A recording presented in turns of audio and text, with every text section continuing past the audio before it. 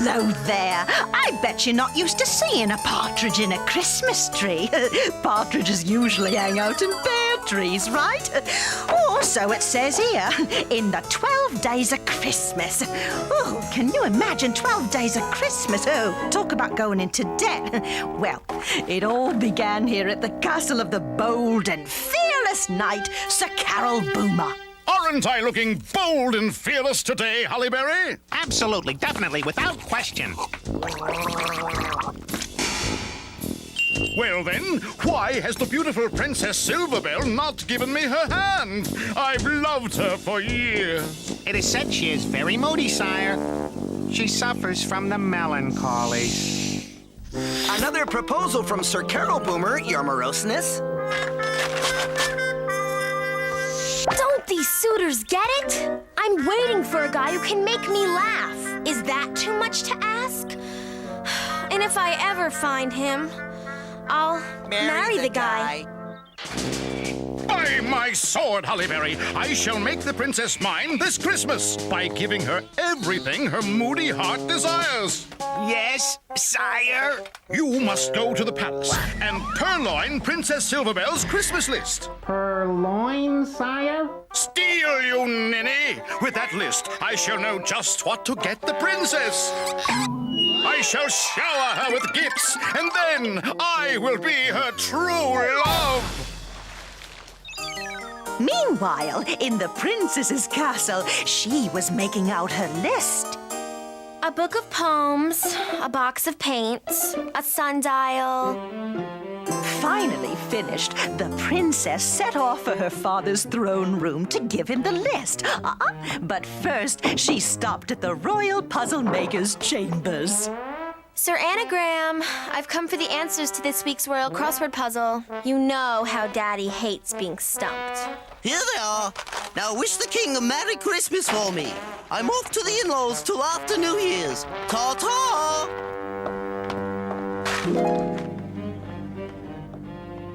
Yes, we're talking Christmas bonus here. Things are looking up. Sir Anagram needs a vacation. What kind of answers are these? A book of poems? A box of paints? A sundial? Hey! That's my Christmas list, Daddy! I must have lost the other one. If I can't get the answers from Sir Anagram, I might just have to figure out this darn puzzle myself. 1 partridge, 2 turtle doves, 3 French hens, 4 calling birds, 5 golden rings. 6 geese a laying, 7 swans a swimming. By my sword, Princess Silverbell has some strange desires. 9 drummers drumming, 10 pipers piping, 11 dames a dancing, and 12 lords a leaping? Egad! 'Twill be a formidable project to please milady. I've got it. Every day for 12 days, she must be brought the presents from her list. Formidable? Definitely. Impossible? Probably. Yes, but we'll manage somehow. Won't you, Hollyberry? Me? Sire? You will find everything the princess has asked for. Or you will be starting the new year... With no Christmas bonus? or worse. So, Hollyberry set out to gather all the gifts on that stupid list. And the first was, you guessed it, me in a pear tree. What'd you think, I was just going to do the narrating? Plenty of apples in these trees, but where am I going to find a partridge? Hey, you looking for me? It's a partridge, definitely a partridge. Oh, madam, I need you to come with me to the palace. No way, love. I don't go anywhere without my tree. Me and this tree are a pair. Get it? Right, no problem. Wait here.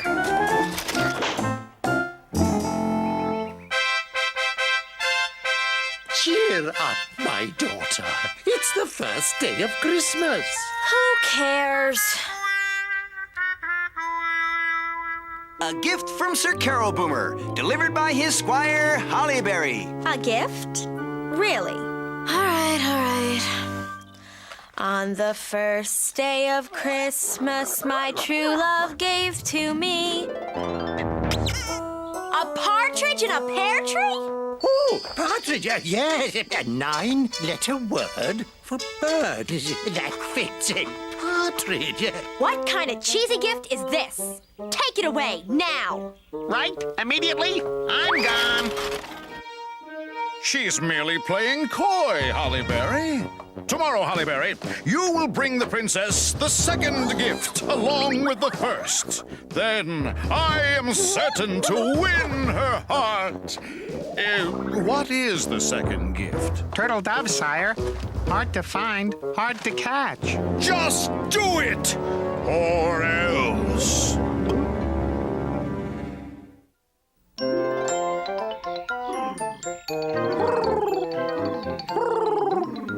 To catch a dove, you must be a dove. Too bad I can't fly like one!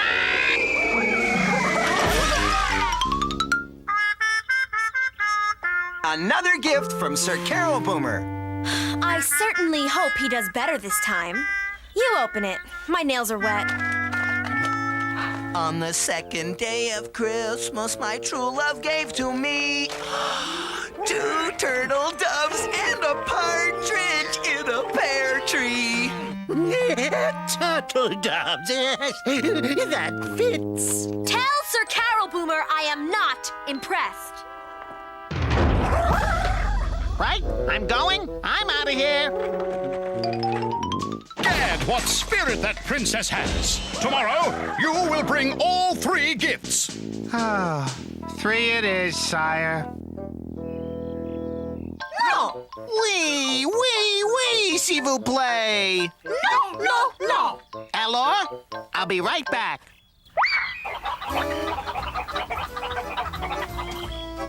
Come with me, my little hands. The princess, she is waiting for the gift.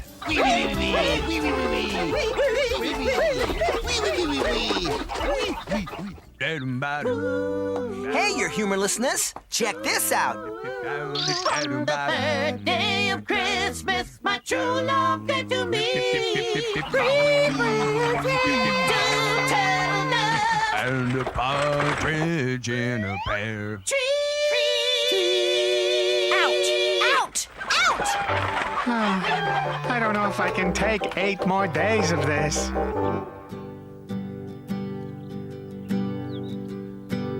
On the 4th day of Christmas, my true love gave to me Princess want a cracker.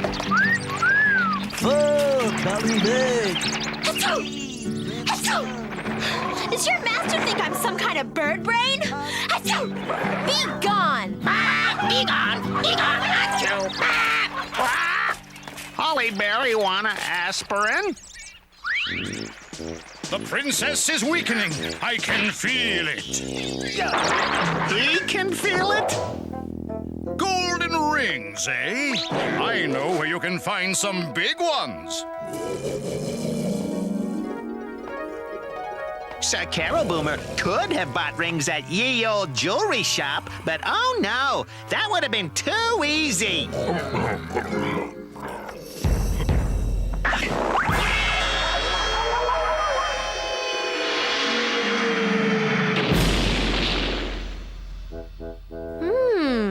Not bad. What do you think? Well, your highness, I think you've got another gift. And on that 5th day of Christmas, my lady gave to me 5 golden rings. Ring-a-ding-ding-dong, 4 colors. Now those are nice. And a partridge in a pear. Partridge in a pear. Don't even say it! In a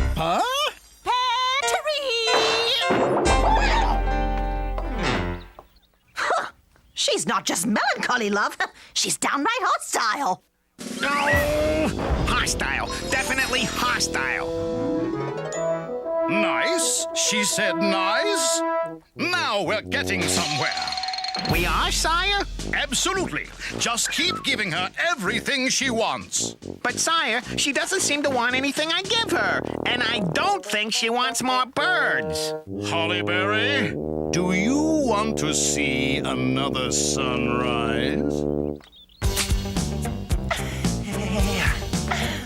On the 6th day of Christmas, my true love gave to me 6 geese a-laying. Oh, yeah.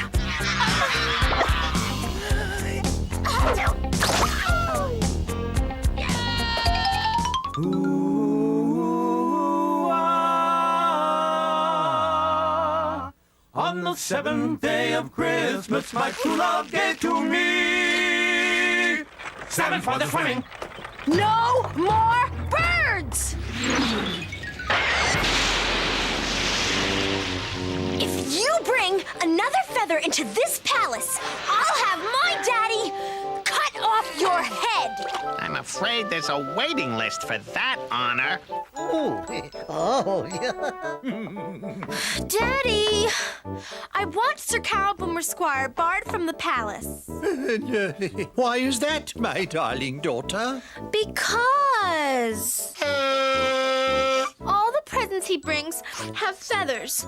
You know how I feel about feathers. Indeed I do. But perhaps the squire may yet bring something to make you smile. Besides, his gifts make excellent answers for my crossword puzzle. Oh, very well, Daddy. I'll do it for you. What do you mean you're not going back to the palace? I dare not, sire. The princess said her father will cut off my head if I return. Nonsense! She's just playing hard to get. She just needs a bit of persuading. And so do you, Hollyberry. And to think I used to like being a squire. Go back? The princess has my head lopped off. Stay here, and Sir Carolboomer does the honors. True, love. But you stand a better chance with the princess. Yeah, right. Princess Silverbell, her royal gloominess. Oh, lighten up. She's just looking for someone to make her laugh. Give it another shot. What do you have to lose? Only my head. I think you've made a wise choice, Hollyberry. I hope so, sire. Don't just lie there. The 8th day is a-wasting. On the 8th day of Christmas, my true love gave to me. Cows, cows, cows, cows. No! What's under them? 8 men to milk and 7 swans to swim and 6 geese a-laying. Stop! Leave the milk. Hold the birds. Whew. At least she didn't chop off my head.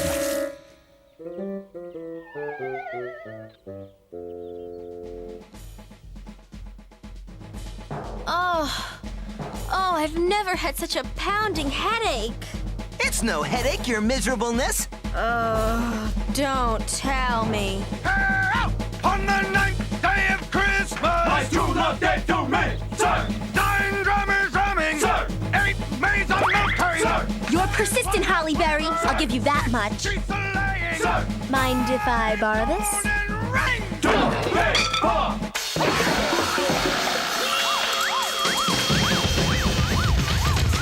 Right! Persistent! See you tomorrow! Tomorrow? Ha! I am not getting out of bed tomorrow. No matter what Hollyberry does. Well, on the 10th day of Christmas, the princess was out like a blown light bulb.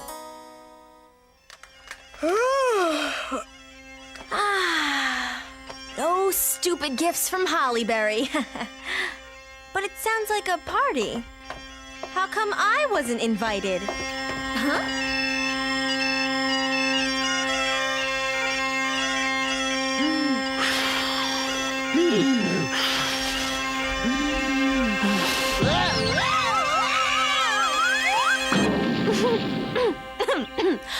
Hollyberry, what is the meaning of this? Meaning? Well, it's... On the 10th day of Christmas, too long gave it to me. 10 partridge popping. No. Actually, I could only find 9, so I had to fill in. Not that you care. You're right. I don't. 6 geese a laying, and 5 Oh, shut up! Thank you. Thank you very much. 10 days and nothing. Wrong, love.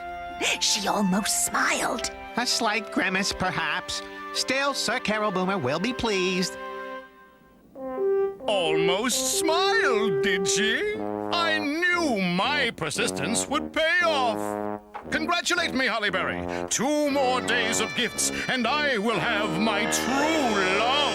Congratulations, sire! Yes, I, Arthur Hollyberry, will teach you royal dowagers to dance by tomorrow. Absolutely free. And the 1, and the 2. Oh. No, no, no, no, no,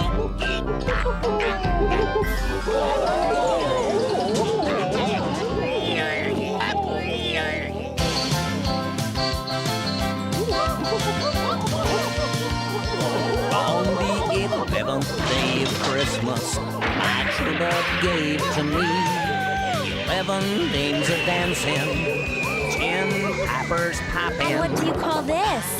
The Texas two-step? And how did you get all these royal dames to dance? It wasn't easy. 11 dames a dancing. 5 golden. Daddy? Egad! For a second there, she almost looked happy. No, that couldn't be. It was true. Even the melancholy princess was caught up in the music. And poor Hollyberry was caught up in the princess. Melancholy? Maybe. Pretty? Definitely.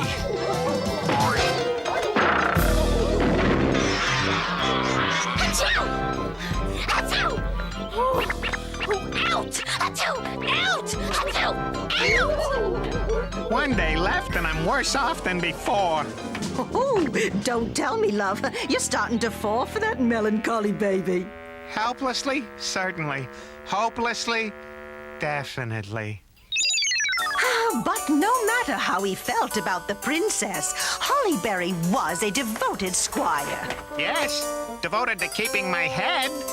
And so he prepared to bring Sir Carolboomer's 12th gift. Are you sure the king wants to see us? He insists, my lords. He even sent you new boots to wear.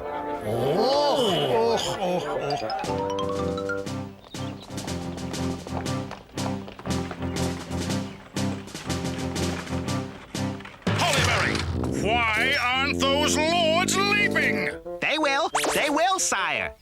The chili pepper insoles I put in their boots should be heating up just about now. We got here as fast as we could, Your Highness. In fact, my feet are really burning up. On the 12th day of Christmas, my true love gave to me. 12 worth of leaping? Now that's a hot one. Yes, it's the last answer to my crossword puzzle, too. Gadzooks, was that my daughter laughing? I did it, Hollyberry! The princess is busting a gusset! Daughter, does this mean... Yes, Daddy. I have found my true love, and I will marry him. If he'll have me. I knew you'd come to your senses, princess! Aw, lighten up, love. You've still got your head. And a big bonus coming. Probably. But my heart is broken. Definitely. The answer is yes, yes, yes! No, no, no. I will wed Squire Hollyberry. Hollyberry? Hollyberry? Hollyberry? Sacre bleu! Hollyberry? Me? Yes, you. Look what you've gone through to make me smile. You've been a bird keeper, bagpiper, goose chaser, dance teacher? Now that's pretty cool. Mwah. No. Hot. Definitely hot. Okay, so I knew all along. But you wouldn't want me to spoil the story, would you?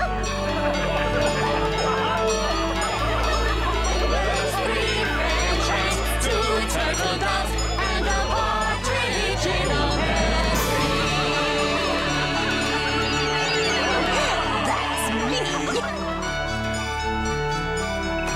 Oh, wait a minute. I almost forgot. Merry Christmas, everybody. Hi, I'm Bert Stratford. We hope you enjoyed the performance of the 12 Days of Christmas, based on an original story by Romeo Muller. You see, Romeo was my dearest friend and my partner. He also was one of the finest storytellers of all times. His stories have brought happiness and laughter to millions of people, young and old alike. Now, because of his untimely death, we thought it would be appropriate for us to share with you some of our insight into this man, a man who many of us refer to affectionately as our own modern-day Santa Claus. Rudolph, with your nose so bright, won't you guide my sleigh tonight? It will be an honor, sir. Rudolph the red-nosed reindeer had a very shiny nose. There is hardly a man, woman, or child in America today who isn't familiar with the television specials Rudolph the Red-Nosed Reindeer.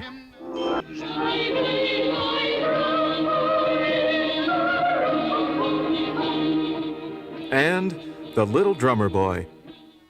Yet few know the name Romeo Muller, the literary genius behind these and countless other family television classics, books, stories, and films that have become so much a part of our lives. Born in the Bronx August 7th, 1928, and raised on Long Island during the Depression, his mother Mildred and father Romeo Sr. encouraged their eldest son to pursue the arts at an early age. By age 11, the multi-talented Romeo was already beginning to lay the foundation for a show business career that would span the next 53 years. Romeo was quite the puppeteer. And when he was a boy, he had string marionettes. His father built him a portable theater, and he used to do shows at the school and at the library when he was in grade school that he wrote. Acting and performing became Romeo's passion, and in 1950 he joined forces with Leslie Savage in her formation of the theatrical company known as Theater Go Round, located in Virginia Beach. There, he not only performed as one of the company's leading actors, but soon became one of its principal directors and playwrights. He started out as an actor in the company I'd started, and then he became the director. Then we began producing his shows. I mean, we were buddies. Romeo's most famous early stage plays with the troupe included Mahoney, The Pink Poltergeist, and The Great Getaway, which was later to appear as the off-Broadway musical Month of Sundays. A sometimes serious dramatist, comedy was his forte. He wrote a play that I thought we were not going to get through without someone being taken to the hospital. I never heard people laugh so. It was called Angel with the Big, Big Ears. Though the consummate performer and playwright, Romeo's offstage persona sometimes appeared different to those who didn't know him. Romeo was a very simple person. His idea of a good time was dinner with friends or watching old movies. That to him was a wing-dinger. That was real grand and wonderful fun. Finding it increasingly difficult to fit acting roles to his 6'2", 300-pound frame, Romeo turned his talent towards writing. During the early days of live television, while writing for comedian Jack Benny, Benny introduced Romeo to CBS founder William Paley. Paley liked Romeo's comedic style and instantly hired him as a staff writer for CBS's prestigious Studio One. There, he wrote one of the most popular episodes, Love Me to Pieces, Baby. In 1963, Romeo joined ranks with producers Arthur Rankin Jr. and Jules Bass, and penned television's first animated special, Return to Oz. An instant success, Oz paved the way for what was to become television history. Ready, Rudolph? Ready, Santa? Okay, Rudolph, full power. He just followed that up the next year with Rudolph. Who would even dream that it would become what it became? That was on in '64, but it's the longest running special in television history, and probably never would be topped now. And to date, Rudolph never has, enjoying over 28 years of primetime viewing. In fact, Rudolph and Romeo that America was to embrace with open arms. A prolific writer, Romeo wrote over 27 animated television specials, 7 feature-length films, 6 Saturday morning series, and 4 theatrical animated features, including the teleplay for Tolkien's The Hobbit, garnering him both the coveted Christopher and Peabody Award. He wanted to bring happiness to everybody. He wanted that more than anything, and I think that's related in all his shows. He especially the Christmas stories, but not only the Christmas stories, there were other stories that he wrote, and that was his thing, to bring peace and happiness to people. Throughout all of his work, Romeo's central message always remained the same. He had a rule of thumb that he told me. Villains were never killed. Villains either were made to look ridiculous or reformed. And watch his shows. All of them follow that rule. No bad guys get pushed off cliffs in a Romeo Muller show. I really am a mean and despicable creature at heart, you know. It's so difficult to really change. Difficult? Why, look here. Changing from bad to good's as easy as taking your first step. More than just words in a script, Romeo lived the philosophy of life he wrote about. He had a capacity to love that was unbelievable. He loved with no limitations. His heart was as big as his body. He was just always ready to be there to give out. Children always held a special place in Romeo's heart. Romeo loved children, and he was always that way. He had time for children. He would just stimulate the child's imagination that just it was beyond belief. I liked him because he spent his time with us and chose to spend it with us. He inspired us by telling us what he did and how he did it, and he's just really nice man. Always ready to give, Romeo loved to donate his time, reading his stories to children in hospitals and at schools. I think the thing that made Mr. Muller's story so important for children and adults alike was the fact that there was happiness in them. There was joy and there was hope. There was always hope. And that's what everyone always has to have. If one story embodied Romeo's total enthusiasm for life, it was Noel. My name's Noel, and I have a happiness. I think Noel was one of the best stories that he wrote about Christmas. It really touched all aspects of Christmas and the meaning of Christmas and even life.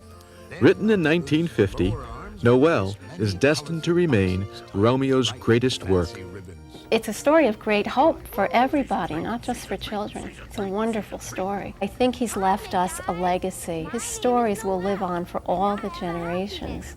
And that's wonderful. Not many people who depart this earth can leave such a wonderful legacy to those who will follow. The man whose name was often synonymous to those who knew him as Santa Claus himself, Romeo Muller will be remembered as a compassionate man who sought only the good in mankind.